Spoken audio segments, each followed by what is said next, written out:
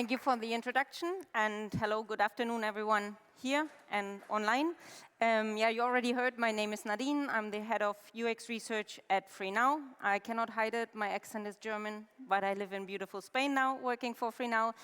I have a background from different industries. I've worked in B2B, I've worked in startups, I've worked in billion-dollar companies like eBay, like Oracle, so a little bit from here and there, and I'm bringing some of that background and some of those experiences here today for you. And I'm bringing something else. I don't have free t-shirts, I don't have free books, but I have €5 for the first 5 people that speak up. So this talk will be a bit of a forum style, so I want you to participate. I want to hear about your experience as well, or your struggles as well. The first 5 people who will speak into this cube later will get a voucher if you come afterwards to me, and you can ride through Dublin for €5 less. What are we going to talk about today? A variety of research methods and how you all can get involved in applying different research methods beyond just interviews, and also how to overcome struggles that you might face in your company, something like, I don't speak the languages of the user, people don't believe me, people don't listen to research, it's not clear what value, so we'll talk about those obstacles and how to overcome. And hopefully all of you will help me find solutions or give some tips to the rest of the audience.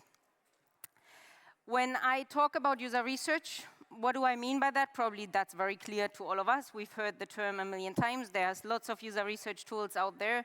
I just want to make one point very clear. I'm talking about systematic investigation of users. Who are the users? What's their context? What are their pain points? And I'm specifically referring to user research in the traditional understanding of interviews, surveys, so reaching out and interacting with users. I'm very aware that there are data analysts and that data analysis also is a very important part of research, and I love working closely with data analysts, yet in the talk I'm referring to the more traditional user research. I always like to feel the vibe a little bit in the room. Sorry for the people online, but I would like to ask people in the room, raise your hands if you are a user researcher, just so that I see how many user researchers we have here in the room.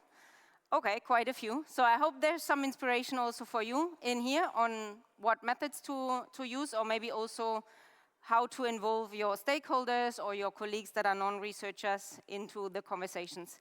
Whom else do we have here? Do we have data analysts in the room? Someone who works with data? One? Not much more. I'd love to see more data faces in research talks as well, because I really think we are pretty close peers and our knowledge can complement quite nicely. So yeah, hopefully next time I'll see even more data experts here as well. Do we have designers, PMs, UX writers?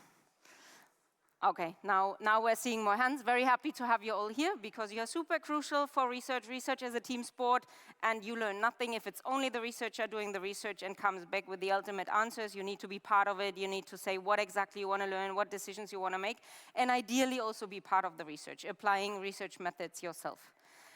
So let's go into that. First question, and from here on we can switch to the polls. Actually, you can open your phones again and answer the polls that are coming up, and then we can hopefully see them on the screen as well. Think about your company, your team. Who typically does user research in your company? You should see the poll now, and then we can hopefully see the result on the screen as well.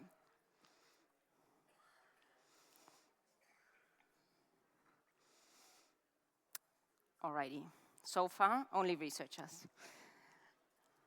Let's hope that picture changes a little bit.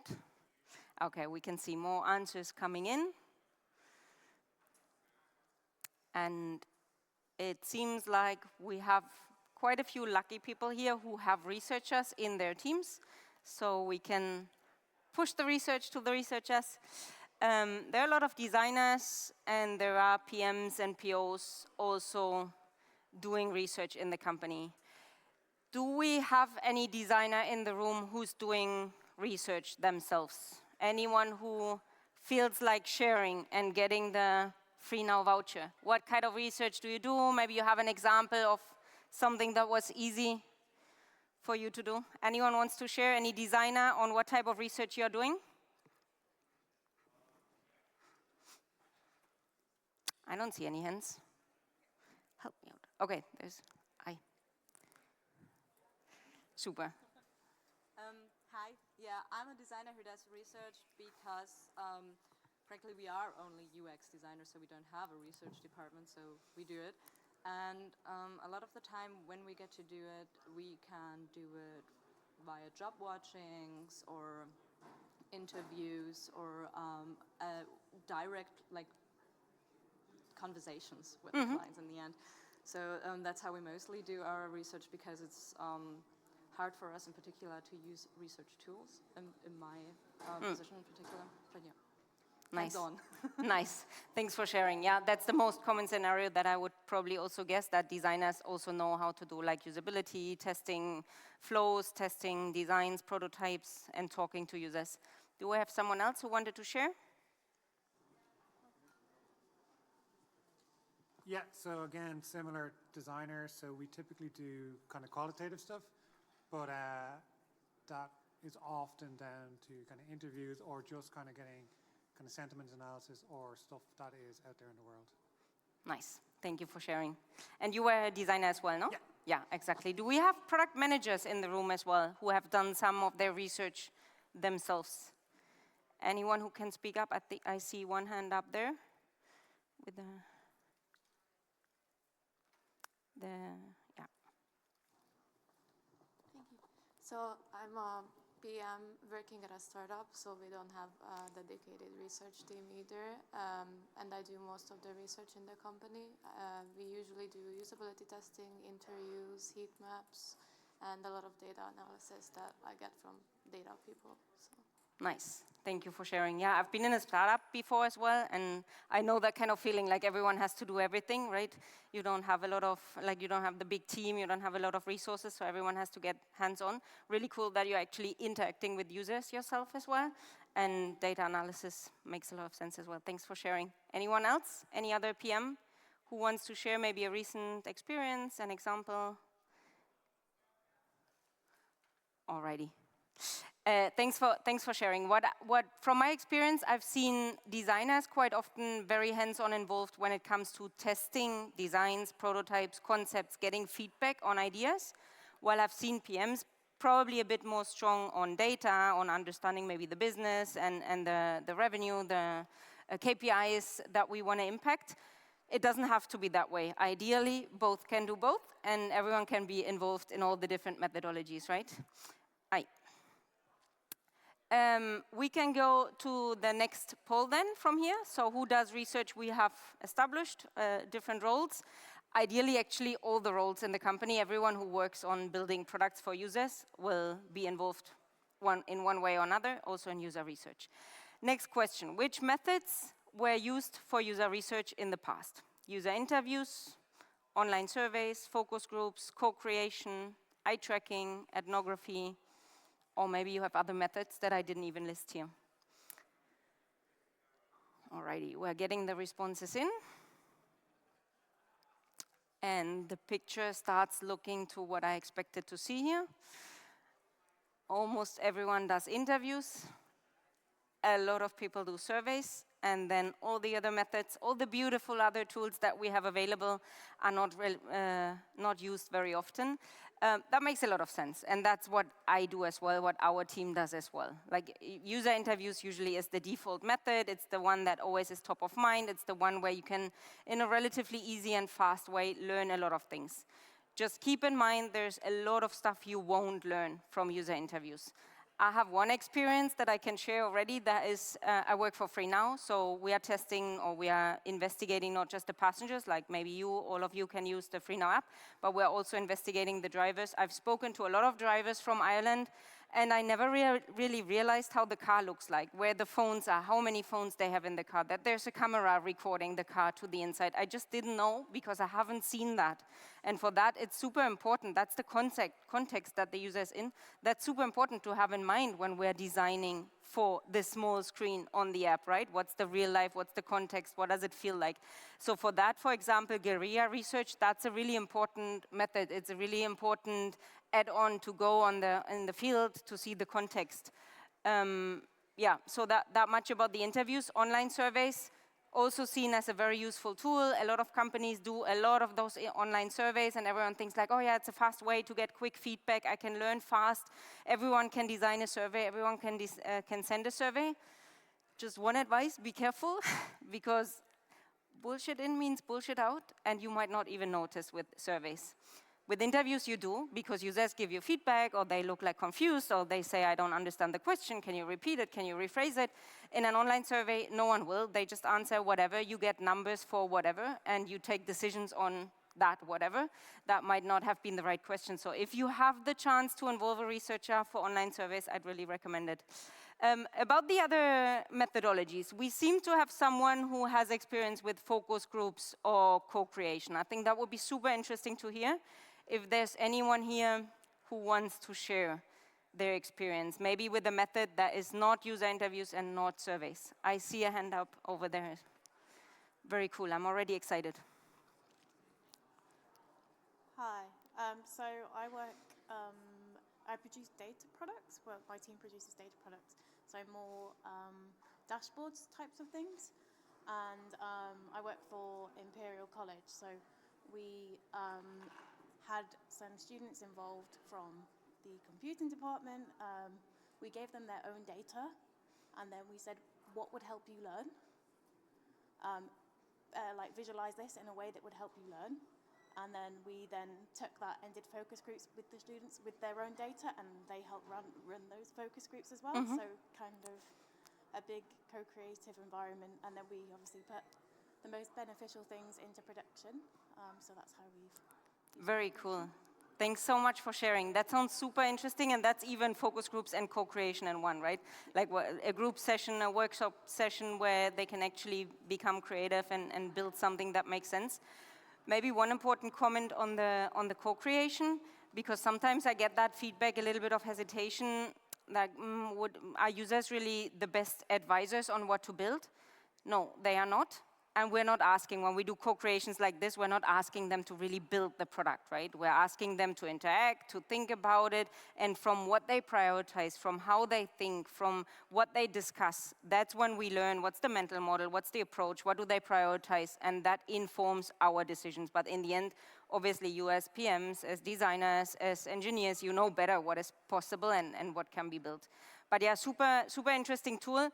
We've also done co-creation sessions. Actually, someone from my team in Dublin has done co-creation sessions with drivers, FreeNow drivers, to understand like how could we improve the interface of the app for drivers when they are not driving, when they want to learn how much money they made, or how many jobs they can accept tomorrow, or how much they achieved today. So that was super exciting as well, very interesting projects.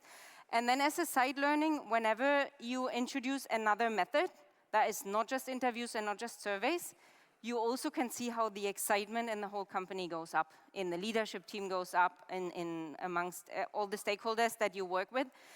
The first time in a long time when we did focus groups really with a one-way mirror and having lots of people on the other side discussing end users, and on the other side the product teams, you could really feel like how excited everyone was and how everyone showed up, while for interview number 500, not the same amount of people show actually up and listen. So even to increase customer centricity, it sometimes helps. It's not just because you get better insights, but also because you get more attention overall.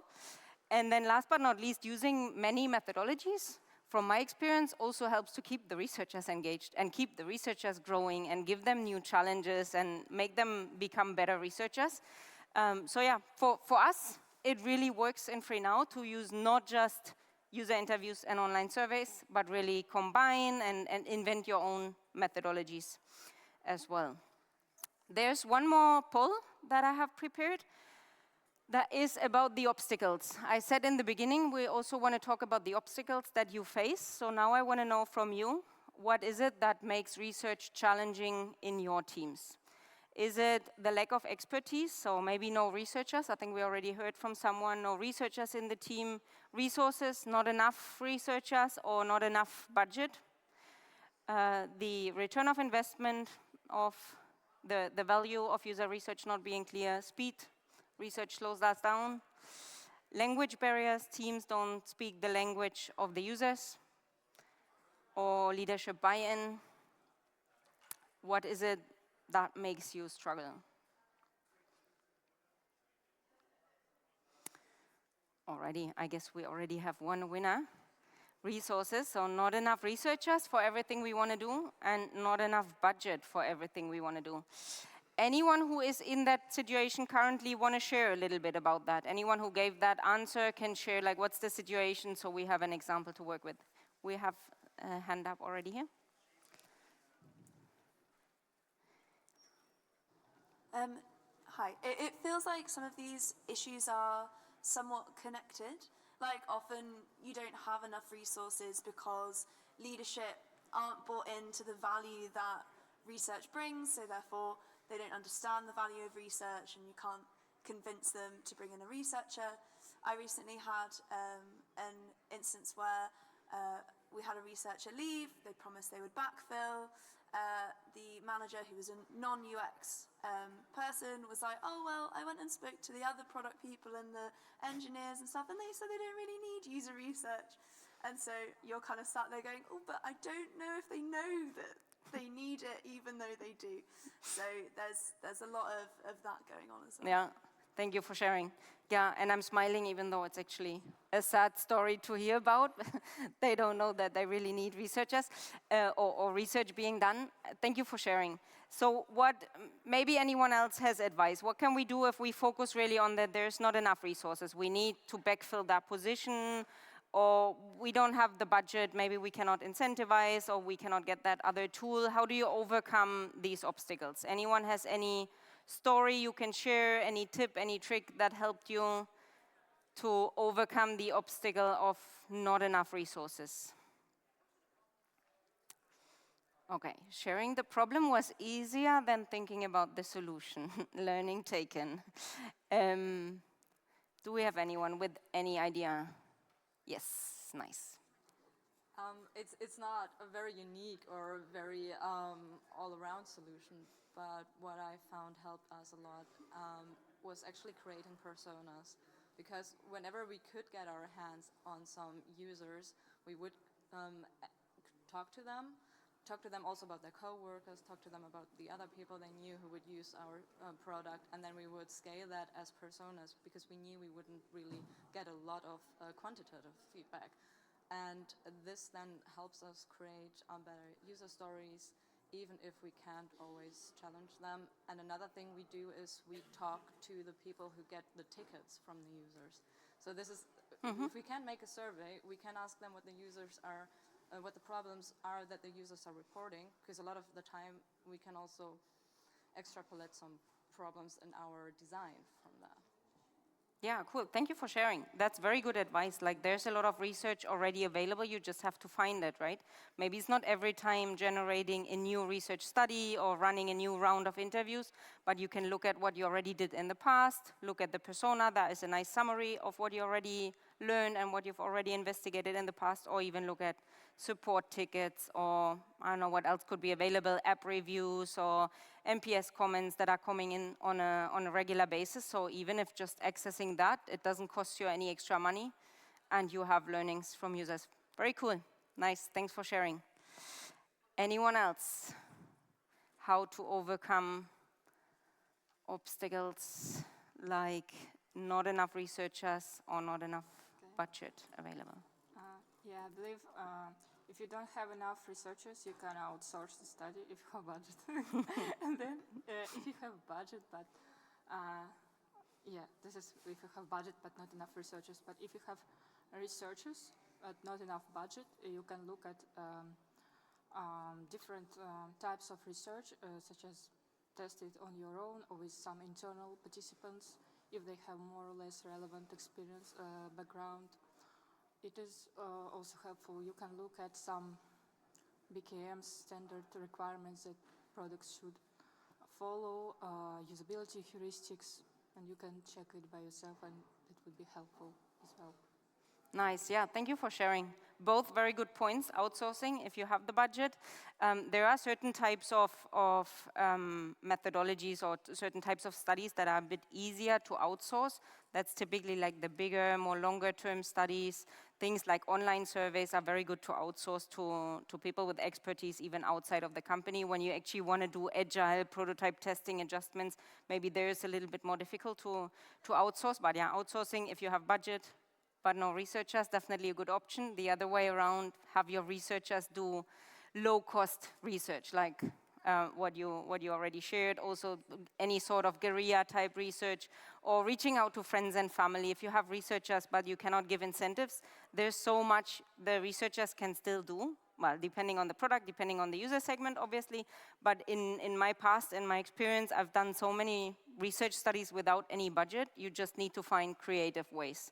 In our case now it's easy, we just go in a taxi and talk to the driver, for example, or I talk to my friends, to my family as well about how they order taxis, and that doesn't cost me anything, and neither time nor money.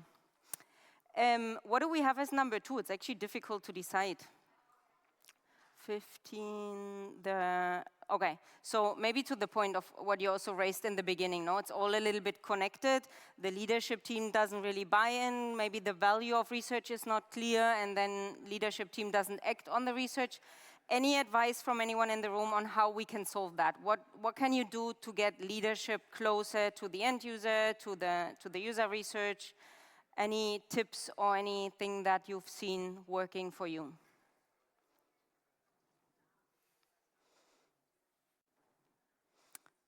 Silence in the room.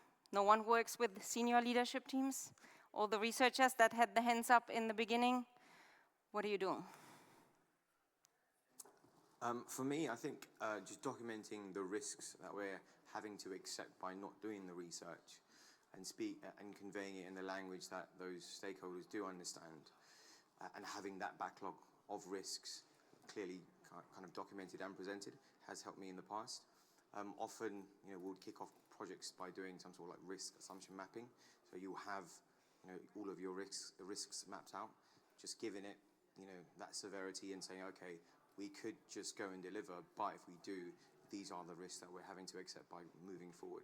So kind of speaking in their language, because I know sometimes research can be a kind of a trigger word, and it kind of has helped my teams in the past. Yeah, thank you for sharing. So 2 very important points that you talked about. No? One is making very explicit and very clear what the risks are of not listening to users or not even doing research, and the other is adjusting to the language they speak, right?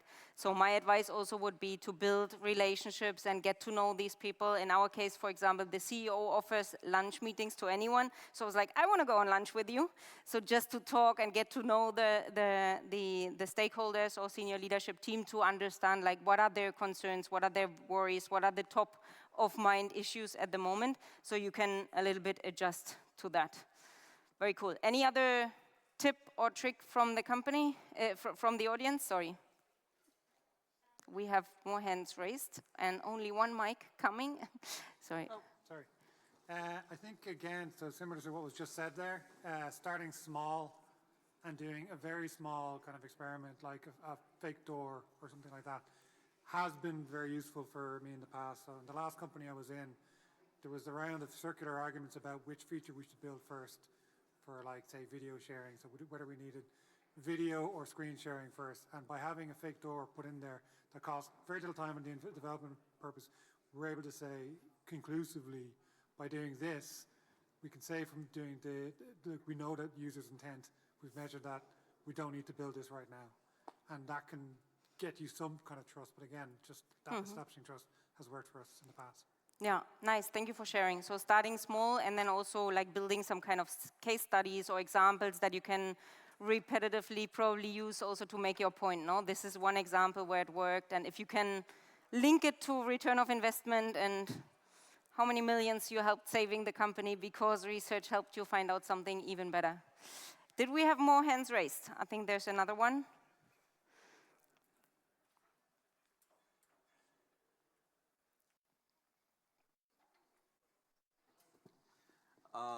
I guess like I've been working as a product designer, and most of the time like most of the stakeholders, their opinions needs to be heard. And whenever we are going ahead with, a couple of options, it's always, everyone has their own opinions, and it's really hard to, figure out like which one to proceed with. So what I have done is, I've created a couple of research hypotheses, and we'll create some null hypotheses, and, we'll do some research around it, and we'll show it to them. Like, this is the hypothesis, this is what's going to happen if we go ahead with this. And with the results, the stakeholders will be convinced. So that's what I've done. So, yeah. Nice, thank you for sharing. And while you were talking, you were just reminding me of another trick that I've tried. I think I actually did it in Free Now, where I also asked all the stakeholders, everyone with their opinions, okay, what do you think will happen? What do you think that user will respond? And then you show them like, look, you don't know. They actually responded something else. Or we confirm what they already knew, but at least then we have data to prove, right? And if you can prove them wrong, even better. It makes a very clear point of research being needed. Thank you for sharing. I guess the lights turning off slowly are a sign of us to close down little by little. I can hardly see the audience, so maybe I'm getting to the end. I hope we covered some of the obstacles that you actually experience in your everyday life. If you have more obstacles that you wanted to share or that you want to talk about, just find me around in the room or find me tomorrow, and we can totally discuss all the obstacles. I think from all the different companies that I've worked in, I have quite a few obstacles that I went through and that I can talk about. Are there any questions? Because here I see the questions, here I see the ending slide. I guess it's time to wrap up the time on this stage. I heard I'm the last one speaking on this stage today. So we're closing on this stage for now. I was thinking like, oh, I should pick my words wisely. And what else would you do than asking ChatGPT, what can I do to close the day of the conference when I'm in Dublin? And ChatGPT was kind enough to help me. So I have prepared something that I have to cheat and read from here now. You've survived the talks, the coffee runs, and the struggle to find an outlet for your phone. Remember, conferences are like Irish weather, unpredictable, sometimes intense, but always worth it for the experience. So let's take all the ideas we've gathered today, and like a good Irish pub, let them brew overnight. So hopefully see you tomorrow. That was ChatGPT, not me. I think the final closing words will happen on the other stage, so see you there, and then have fun tonight.